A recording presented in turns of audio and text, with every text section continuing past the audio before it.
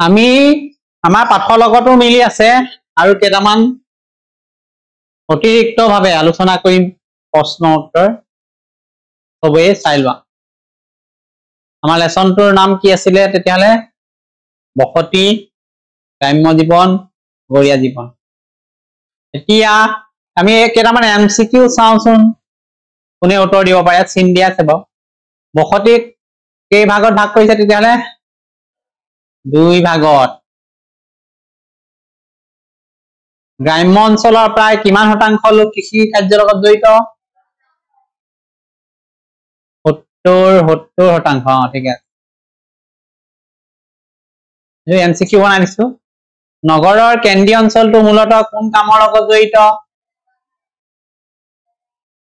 ব্যৱসায় বাণিজ্যৰ লগত এই প্ৰশ্নটো আছে নে এমসিকিউ টাইপত আছিল নে এনেকে আছিল গতিকে আমি এমসিকিউ বনাই দিম উৎপত্তি কালৰ ভিত্তিত ভাৰতৰ নগৰৰ কেইটা শ্ৰেণীৰ ভাগত বিভক্ত কৰা হৈছে তিনিটা লোকপিয়ল বিভাগৰ নিয়ম মতে নগৰৰ প্ৰাৰম্ভিক জনসংখ্যা কিমান হ'ব লাগে ৫,৫০০ হয়নে তাৰপিছত অসমৰ একমাত্ৰ পৌৰ নিগম পৰিচালিত মহানগৰ কোনখন গুৱাহাটী ঠিকে আছে তাৰ পৰা শুদ্ধ আছে নে নাই নগৰীয়া বসতিতকৈ গ্ৰাম্য বসতিত জনসংখ্যাৰ ঘনত্ব অধিক কি হ'ব এইটো অশুদ্ধ নগৰত মানুহ বেছি গাঁৱত ইয়াত কৈছে যে গ্ৰাম্য বসতিত বেছি আছে বুলি কৈছে ওলোটা কৈছে অশুদ্ধ দ্বিতীয় প্ৰশ্নটো উত্তৰ চোৱা গ্ৰাম্য বসতি অধিকাংশ লোক চাকৰিৰ লগত জড়িত হয় জানো অশুদ্ধ কিহৰ লগত জড়িত কৃষি কাৰ্যৰ লগত জড়িত তৃতীয়টো চোৱা নতুন দিল্লী এখন প্ৰশাসনিক নগৰ শুদ্ধ নে শুদ্ধ কাৰণ আমাৰ নতুন দিল্লীৰ ৰাজধানী আগ্ৰা নদী পাৰত অৱস্থিত শুদ্ধ আগ্ৰা নদী পাৰত অৱস্থিত কি নদী যমুনা আমাৰ তাজমহল আছে আগ্ৰাৰ শিলচৰ বৰাক নদীৰ পাৰত অৱস্থিত শুদ্ধ নে শুদ্ধ গতিকে বৰাক উপত্যকাত আছে শিলচৰ এইকেইটা শুদ্ধ আৰু অশুদ্ধ প্ৰশ্ন উত্তৰ আমি কৰিলো এতিয়া চাওঁ সমুত্তৰ দিয়া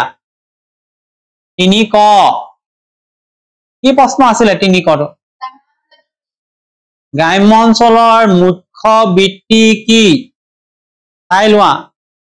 গ্ৰাম্য অঞ্চলৰ মুখ্য বৃত্তি হল কৃষি কাৰ্য খেতি বাতি ইয়াত কৃষি কাৰ্য কৰাৰ উপৰিও মানুহে কি কাম কৰে মাছ ধৰা মাটিৰ বাচন তৈয়াৰ কৰা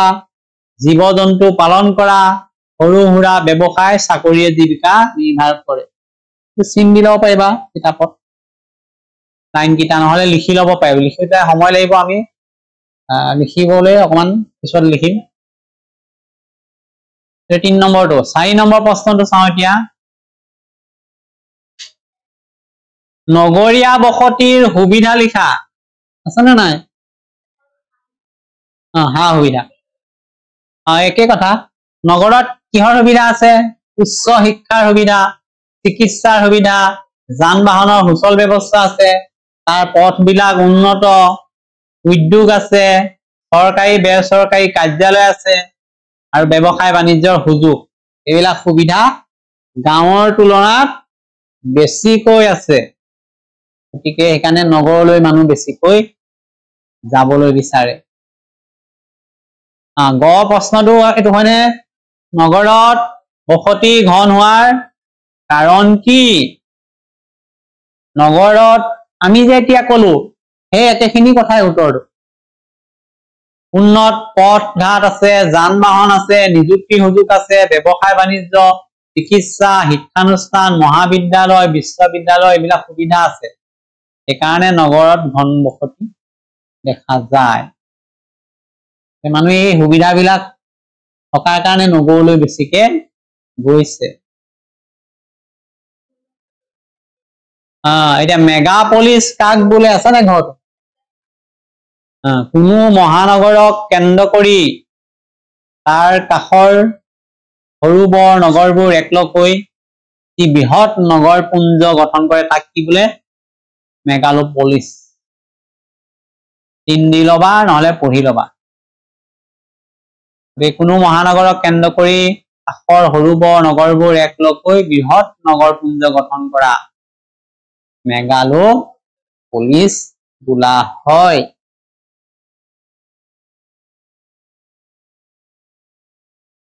তালিকা বনাব কৈছে 4 নম্বৰ কি আছিলে তালিকাত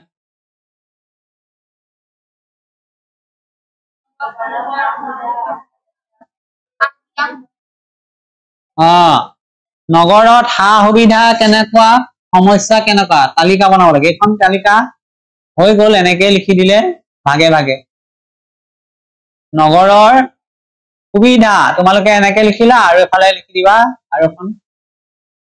ইয়াত কি থাকিব নগৰৰ সমস্যা এনেকৈ পাৰ্ট কৰি দিবা এটা ঘৰ হৈ যাব হবনে নাই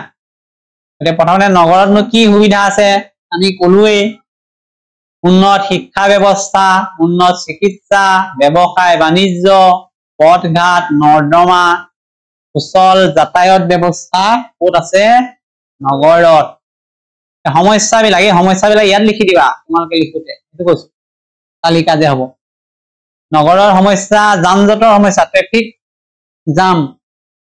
ইমানেই বেছি গাড়ী তাত ৰাস্তাটো পাৰ হবলৈ অসুবিধা বহু সময় ট্ৰেফিক জামতে যাব লগা কৃত্ৰিম বানপানী দেখিছে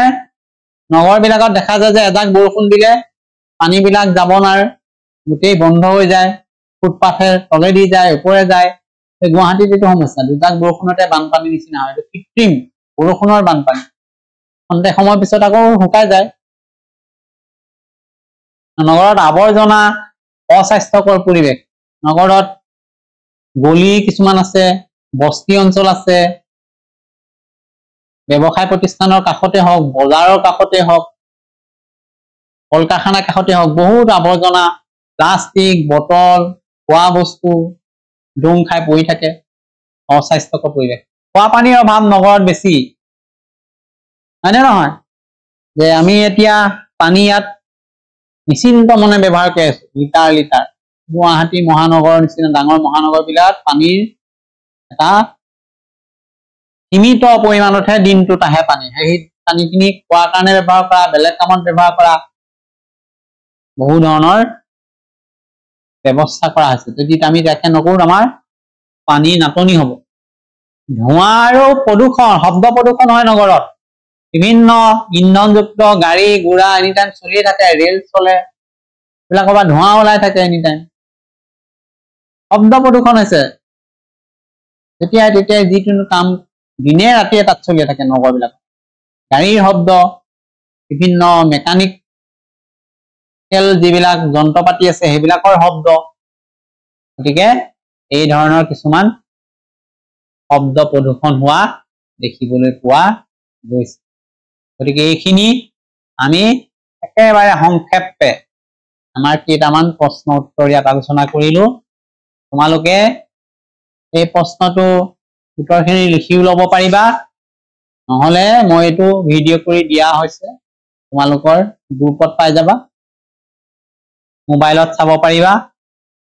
আৰু তাকে নকৰিলে কি কৰিব পাৰিবা যদি তোমালোকৰ ভাল মোবাইল আছে ইউটিউবত চাব পাৰিবা চেনেল আছে জ্ঞান সাগৰ সলিউশন সাবস্ক্ৰাইব কৰিলে তোমালোকে তাতে পাই যাবা